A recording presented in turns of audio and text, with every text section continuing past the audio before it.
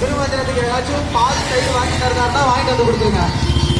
உங்க கையால யாராச்சும் பால் தயிர் வாங்கி தரதா இருந்தால் அபிஷேகத்துக்கு திருமஞ்சனத்துக்கு தாராளமா வாங்கி தரலாம். சாமிக்கு திருமஞ்சனம் ஆரம்பிக்கிறாங்க.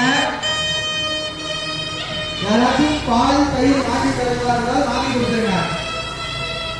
நீங்க திருமஞ்சனம் முடிச்சுட்டு போனா நாங்க பத்திரிகையை பார்த்துருக்கோம்.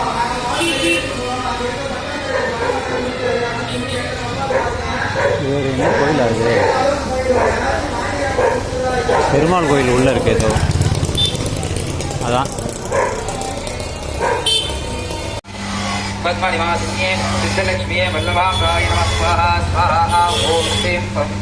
இங்கே ஒரு மந்திரம்